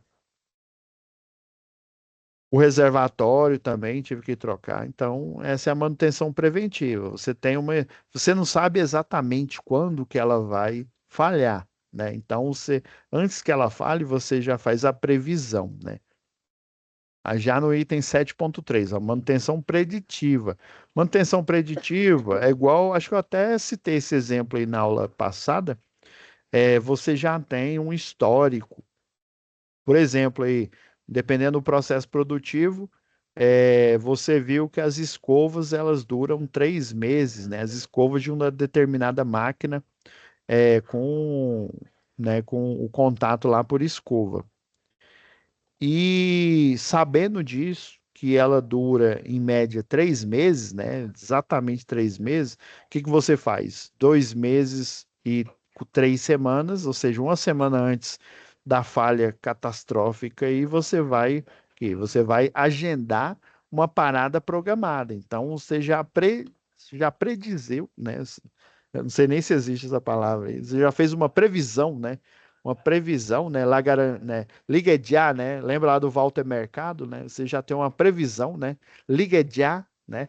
Eu sei de todo o seu futuro, né? Então, já que você sabe de todo o futuro, já que você sabe quando que a bucha, né? Ou a escova, ou qualquer parte do maquinário pelo histórico, né, lá do livro, igual a caldeira que eu falei anteriormente, né? Caldeira ela tem um livro, e aí a parte lá flamotubular dos túbulos, eles precisam ser trocados, né? Sei lá, de 2 em 2 anos, né? Então, a gente, né, por exemplo, já fazem 1 ano e, sei lá, 11 meses que ele está rodando. Então, no último mês, você faz a parada programada para trocar, né, os túbulos lá da caldeira flamotubular. Então, ó, é correto afirmar, né, a manutenção autônoma é aquela que não é realizada por um funcionário, vixe, tá amarrado, da própria empresa, mas sim por um trabalhador autônomo. Manutenção corretiva é aquela que é destinada a corrigir um defeito. Ah, beleza. A manutenção preditiva realiza a substituição de determinados componentes por períodos de tempo. Que o preditivo está até correto. Vamos ver o próximo aqui. Autônoma é realizada por um funcionário da própria empresa. Ixi, esse B aqui está ok. Vamos ver. Manutenção preventiva, substituição de determinados componentes por período de tempo. Preditiva, utiliza algum instrumento para analisar o componente e estima o melhor momento. Ó, essa letra C tá boa aqui. Vamos ver a letra D aqui. Manutenção corretiva, gasto menor tempo, menor valor financeiro. Não, isso aqui, ó, rapaz, tá com cara da letra C mesmo. Deixa eu ver aqui. Letra C, olha. Essa de gastar o menor valor financeiro entra em falha, já tá com cara de preventiva, mas não tem nada a ver com esse negócio de financeiro aqui, não. Então, ó, corretiva, né? Quando há falha, ou seja, por crise inesperada da máquina, né? Ou fortuita, né? Ocasionando uma parada não programada, isso mesmo. Utiliza algum instrumento para analisar o componente e estimar o melhor momento que a manutenção. Você está predizendo, né? Você está fazendo um ensaio aí. Realiza a substituição de determinados componentes por período de tempo. Isso mesmo. Vamos para o penúltimo aí, né? Então, ó, são métodos e ferramentas utilizados para promover a mudança de comportamento dos colaboradores, né? Visando a melhoria contínua dos processos e qualidade. Eu resolvi pegar um frame de cada um desses aqui, ó. Esse frame aqui, ó. Você está vendo que o local de trabalho está todo desorganizado aqui, ó. Tem uma luz muito forte em cima e está do lado de caixa. Já o outro frame mostra aqui, ó. Inclusive lá na Ambev é desse jeito aqui, ó. Tem as estradinhas que são para as pessoas ou os robôs passarem. Ó, tem um local, esse cidadão aqui tem uma baia, um ponto de serviço diferente desse aqui que está na máquina. A máquina ela é sinalizada, ó, que um ponto de armazenagem, ele também ou estocagem, né? Ele é sinalizado aqui. Então você tem uma organização, né? Então, você organiza. É, E esse outro frame aqui, pessoal, é o famoso 5S, ó. É o plan, né? Esse 5S aí vem do inglês aí, ó. Planejar, você planeja uma tarefa, depois que você fez o planejamento, né? Você executa. Depois que você executou, você vai checar, né? Ou verificar se aquilo que você executou tá ok, né? Agora você vai agir, né?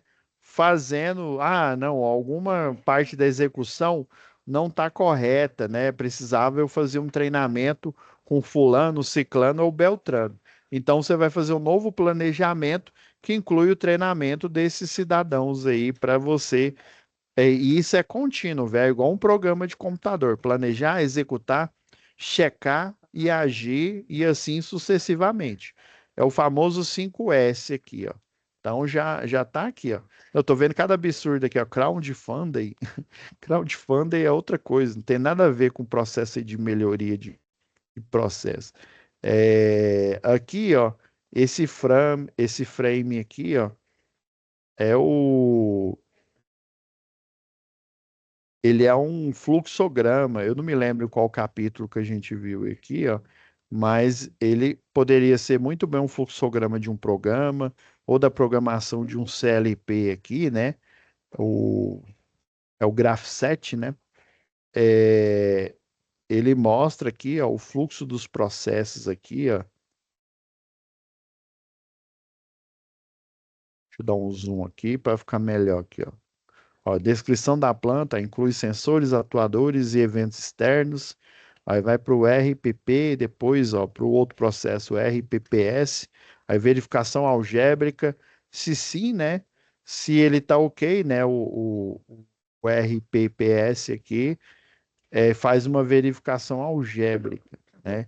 Essa verificação algébrica aqui, né, tem desempenho satisfatório? Se não, ela faz o quê? Uma retroalimentação, um looping, né? Aqui não é retroalimentação, não. Um looping e verifica novamente, né? Se houve um erro no cálculo aqui, ó. Então, esse daqui é um fluxograma, né? É o famoso fluxograma, né? Que pode ser de processos, tá? Ah, e esse outro frame aqui, ó, isso aqui está parecendo uma reunião, é porque é uma reunião de brainstorm, né? O brainstorm, ou seja, as ideias, ó, cada um, ó, a lâmpadazinha aqui, cada um está tendo uma ideia e eles estão compartilhando essa ideia para chegar, né, a um resultado final aí, né? Então, esse processo aqui, né, é, é com certeza aí, ó, o que mais se adequa, ó, feedback não. Já vou matar a letra B aqui, ó. Feedback não é. Apesar de que tem muitos processos que você tem que ter um feedback, né? Mas não é. Coaching também não é outra coisa. Método preventivo, preditivo, não, também não é. Ó, e o único que sobra é o brainstorm, que é o que eu mostrei aqui, né? O ciclo PDCA, né? Que é planejar, executar, checar e agir, né? Fluxogramas, né? E o 5S aqui, você fazer a organização do ambiente laboral aqui, né? Você tem uma ordenação, né? Então, é a letra A, tá? Vamos para o último aqui, para a gente fechar com chave de ouro aqui, ó. São normas regulamentadoras que dão orientações obrigatórias elaborados pelo Ministério do Trabalho e Emprego. Ó. Isso aqui foi importante ele falar que realmente o do Ministério do Trabalho e Emprego, as normas são obrigatórias, né? Ai, se eu quiser, eu vou dar EPI para o meu funcionário. Se eu achar ele bonitinho, eu vou dar EPI para ele. Não, não é se você quiser, é obrigatório. Tem força de lei, né? Você tem que fazer. Se você tem uma empresa, uma indústria, e esse processo que o funcionário trabalha, ele tem um risco aí é, insalubre, né? Tem uma insalubridade, tem uma periculosidade. Então, você tem que fornecer equipamento de proteção individual, equipamento de proteção coletiva, e ele é obrigatório, viu? Inclusive, as NRs, ó, já estou dando spoiler aí, as NRs, por elas serem obrigatórias, né? Por exemplo, Quem valida a NBR 5410 é a NR10. Embora a NBR 5410 seja um documento técnico elaborado lá pelo I3E, né, e traduzido por português, né, e, dado o nome aí pela NBR de 5410, né, ele é um documento técnico, mas quem chancela ele, né, quem autoriza ele é a NR10 do trabalho, né, do Ministério do Trabalho e Emprego aí, né, que é seguranças em serviços, né, e qualquer tipo de serviço e eletricidade, inclusive projeto, né? Se você fizer um projeto, né, você projetar de forma errônea aí, né, em vez de colocar um DR, por exemplo, colocar só um disjuntor termomagnético, você não vai estar protegendo o usuário de choque elétrico, por exemplo. Então, você pode, né, como profissional, como eletrotécnico, como engenheiro aí, né, você pode ser, ainda mais se você for o RT, né, o responsável técnico, você pode ser, né, intimado aí, né, você pode responder civil e criminalmente por isso, né, ainda mais que você é da área, né? Tá. Então, são NRs, viu? Igual eu mostrei na aula passada, né? Essa questão aqui, ela não é nem dúvida para vocês, ó. Até coloquei aqui o site aqui, ó. É lá o link lá do Ministério do Trabalho e Emprego, né? Isso aqui, ó, .gov, né? Você colocando direto, vai sair nessa página aqui, ó, normas regulamentadoras aí, né? Então, são a correta aqui é a letra C, né? Que tem o acrônimo de norma regulamentadora, NR, né? 6, né? A título de curiosidade aqui, a 6 é de equipamento de proteção individual, a 10 é segurança em eletricidade, a 12 a gente até já comentou em aulas passadas aí sobre máquinas e equipamentos, e a NR 35 é relacionada a trabalho, né? Segurança e trabalhos em altura, tá? Então é isso, pessoal. Finalizamos aqui a análise da, da atividade 2 aqui, né? Lembrando que na próxima aula já vamos estar na UC10, né? O C de instalação de instrumentos, né? De medição e controle, né? Ela vai estar liberada para vocês a partir do dia 30/4, né? E ela já está aqui já programada, os questionários aqui, né, com a correção das notas aqui, né, visto que é um curso apenas EAD, né, ele não tem momento presencial, então tudo que é de presencial aqui eu já desativei e deixei só o EAD e refiz o cálculo, né, inclusive, né, a monitora já corrigiu esses cálculos aqui, tá bom, pessoal? Então nos vemos aí na próxima aula. Fico no aguardo aí do envio das tarefas, né? Eu estou vendo que vocês já estão fazendo aqui os dois questionários, tá? Então é isso, pessoal. Eu vou ficar aqui, como alguém pode tirar alguma dúvida, eu vou ficar aqui até 5 horas, mas eu já vou parar a gravação, tá bom? Aí dependendo aí, né, eu retorno a gravação até as 5 horas, tá?